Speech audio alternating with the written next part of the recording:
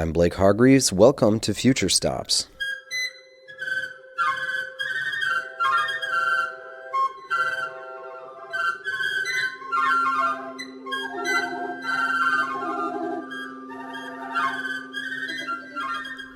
The music you hear comes from the fascinating world of Danish composer Sandra Boss.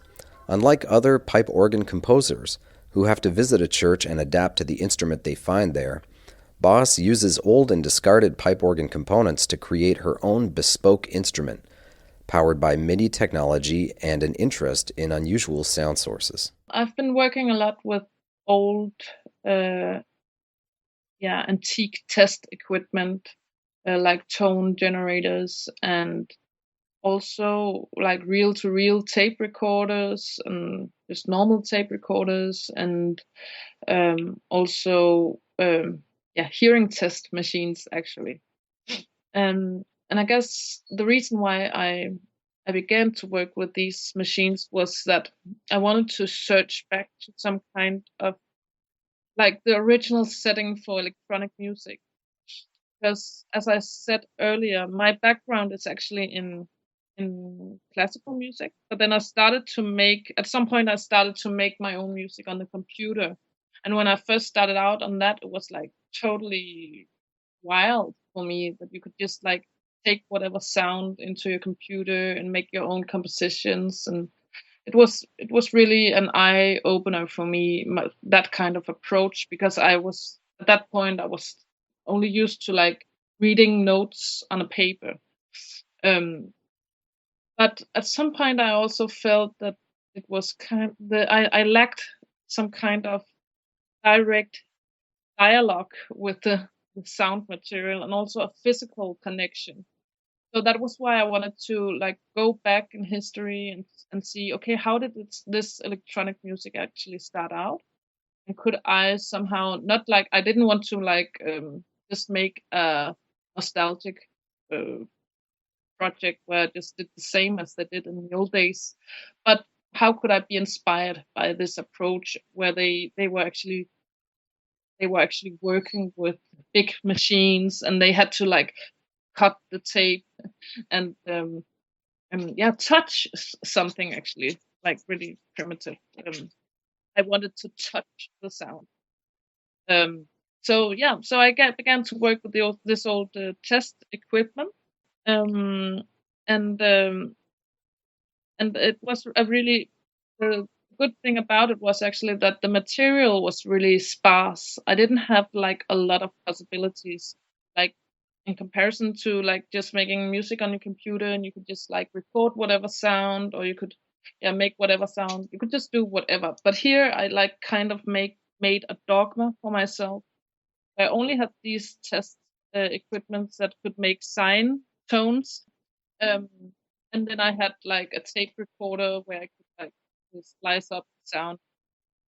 So a couple of years ago, I made a PhD project, which also involved these kind of old technologies, but it was more specifically technology used to judge our way of hearing. So, for example, I worked a lot with old hearing test equipment, so-called audio meters, and I was really interested in how these machines has been used to judge our way of hearing, but also how they make us hear now. Like how when I use them in a new artistic setting, they could actually form a concept for the listening situation for the listeners. um, so yeah, I made this piece called the acoustic appraiser, and it was made with an old audio meter. And this piece, it actually starts out as like a proper hearing test. So I'm kind of conducting a hearing test on the audience, and and my thought at least was that, okay, the way they listen now is not like a musical listening. They're actually listening to, okay, can I hear the tones at all? And I kind of like that situation, that they are listening to their own way of hearing. But then during this composition, of course, I develop a narrative, you might say, where these test tones they evolves into music somehow. Well, musical instruments are designed to mimic a voice, and the narrative quality we feel in the music is, related to the emotions that we perceive from how this mimics human voice and expression. What's the narrative? How does the narrative get generated when you're making music with machines? I guess that's the beauty of it, because you think that these test machines is like pure. Mm, I don't know. Maybe it has some kind of scientific um, feelingless. No, feelingless. That's not a word. Like lack of feelings in it. Um, but for me, these machines also uh, have a lot of poetic value, and just depends on how you combine their sounds, and it can be just as musical as any other instruments, at least for me. But I also still like the ambivalence it has that these kind of machines have, that they are both in some kind of way objective or whatever you might call it, but at the same time they can develop beautiful music, but they are not as boring as they seem like. Yeah, well, and the organ is an interesting hybrid because, of course, the pipes are voiced to sound like musical instruments or human voices, but the mechanism of playing it is not expressive. It's mechanical. Actually, organ pipes were also used to conduct hearing tests, like in the old days before you had machines, because they are able to produce also these really pure tones. Of course, they have overtones, but they also you have the possibilities of combining a lot of tones, so you can get this rich sound. But if you play like just one organ pipe, it can almost stand as a sine wave in itself.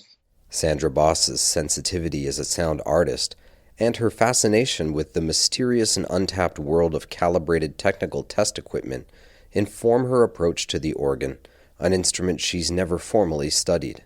No, not at all. I mean, I have a classical background, but I'm trained in clarinet, and I mean, I have played some piano, but not anything in particular.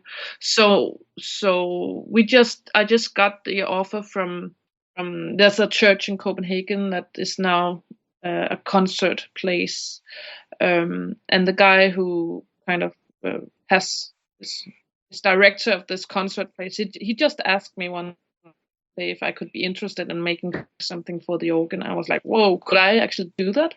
And I was also feeling a bit like, what, I don't really know the word in English, but like a bit fear of this.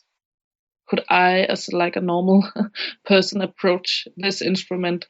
I guess that's also one of the really crazy things about the organ, that it has this particular mythic status, which, I mean, why should it be more uh more prominent than other instruments?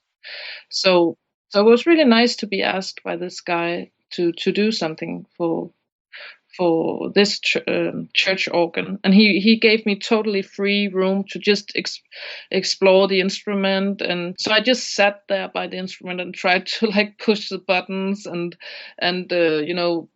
pull some of the registers out, and I had no idea what I was doing.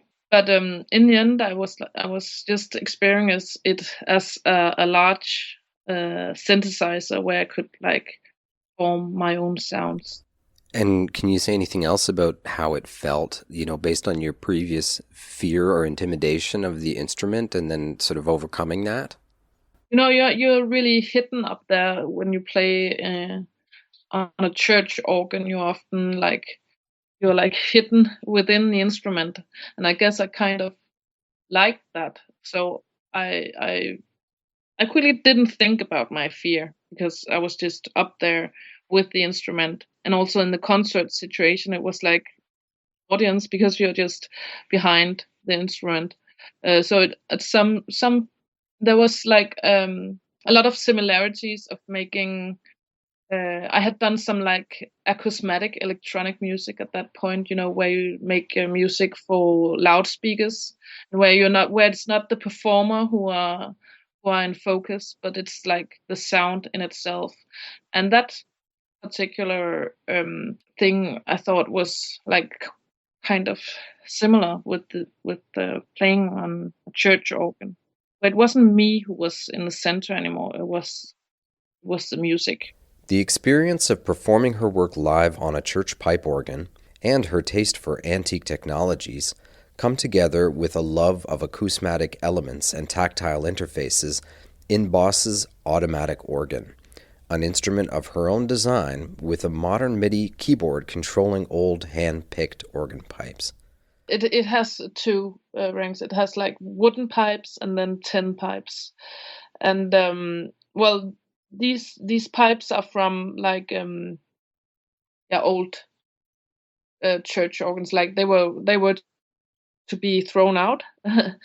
So I thought, okay, before you do that, just hand over to me some of the pipes, and I could reuse them in this instrument. So of course it doesn't have the same temporal spectra as a church organ would have, but it has some other benefits because, yeah, first of all, it's portable, or more or less. It's still quite unpractical to travel with, though. But I have done it a lot, anyways. Yeah, then I can control the way of playing on it through this MIDI technology. Is just a very different way of approaching the organ than yeah, a normal church organ. Yeah, so I have these. My organ has these wooden pipes and these tin pipes. So the temporal like dimension may not be that big, but then because of this MIDI interface, and I can connect a keyboard and also a sequencer. I can actually store some parameters on this sequencer, and this allows me to do like a lot more things that I would ever be able to do with a traditional organ. And one of the main characters, I would say, is that I can control the speed of playing. So I can make these really fast sequences that not any human wouldn't be able to play as fast as that.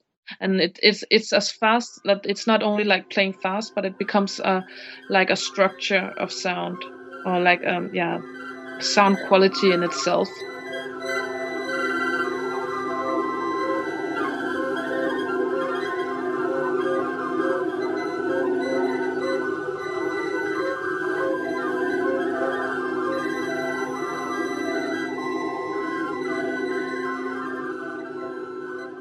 I have this large wooden box with a lot of holes in it, and I have an air pump connected to the wooden box. And in all of the holes, I have pipes going down in these holes.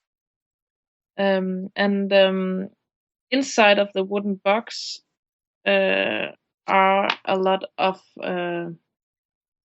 they have this mechanism called solenoids that can be controlled with MIDI technology, so that when I connect a MIDI keyboard, I can push a button and the solenoids, they open or close from this hole in the box, so that the air can get through to the pipes. And then I have also connected this old sequencer, where I can record MIDI sequences and store it, and I can play on these stored sequences on my keyboard as well. So yeah, I guess that's my setup. Yeah, my small organ and this MIDI keyboard and a MIDI sequencer. So I have both the possibilities of just playing on the organ like normal, but also of storing some of the things that I play on the sequencer and changing the tempo and maybe playing on top of each other some of the stuff. And what I also found out, like when I played on this small organ, is that often it's like it can't take, it doesn't have air enough to, if I push a lot of buttons down at once, it just cannot follow. I can't like just play all tones at once. But what happens is that it kind of it makes some weird sounds, and it kind of it makes these weird kind of breathing that it's almost collapsing, or it's trying to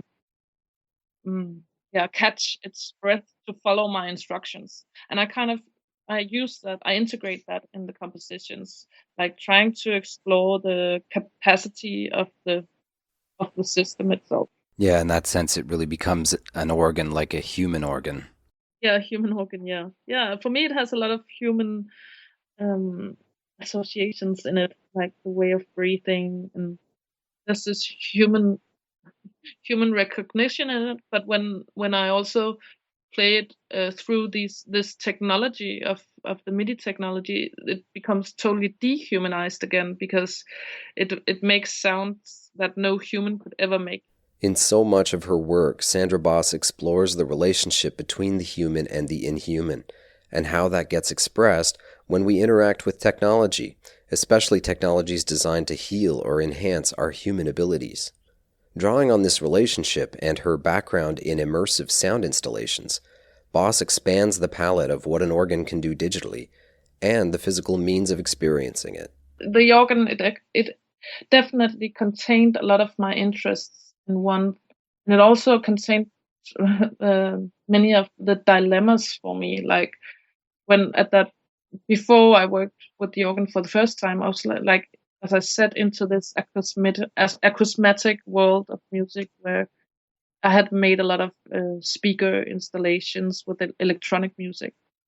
And at first, I found that there was a similarity of making organ music and speaker and music for speaker systems, because I just felt it liberating that it was only the sound that was in focus somehow.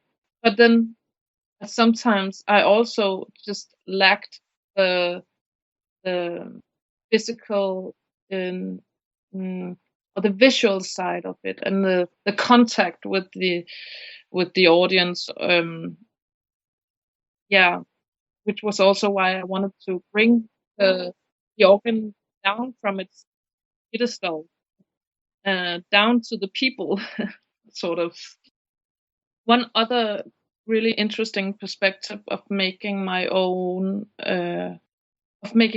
organ was that I could make uh, give audience the possibilities of walking inside an instrument, because I have made concerts where I have placed the organ pipes out in the room.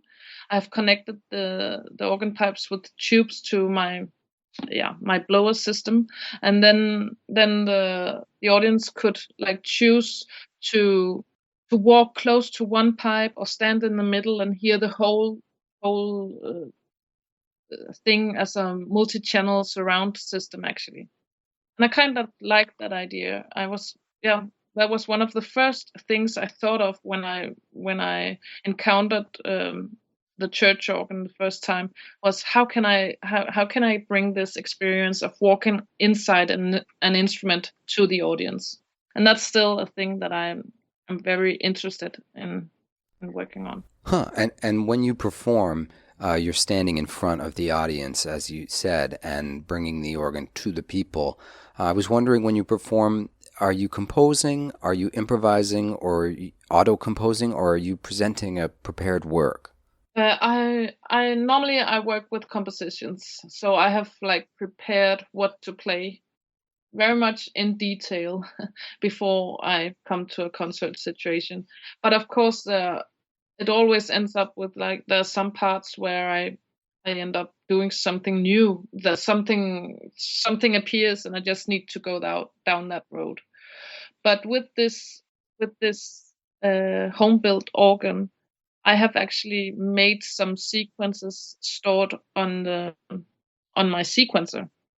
So I have kind of made a trail, you might say, that I want that I want to go through. But then I can like build on top of that. So you have the ability to add to and to vary the programming in a live setting. Yes, I do. Yeah. But I still have like a really clear idea of where I want to go. And how do you perceive in your mind where you're going? Is it a emotional journey? Is it tension and release? Is it visual? How does your composition feel in your mind? Well, my way of composing, it's often that I have some sound structures that I want to explore in depth. So I, for example, in one of these pieces I have made for organ, I have like, for example, a breathing sequence where, yeah, I'm kind of exploring. I feel like it's like a human breath or a human like, yeah.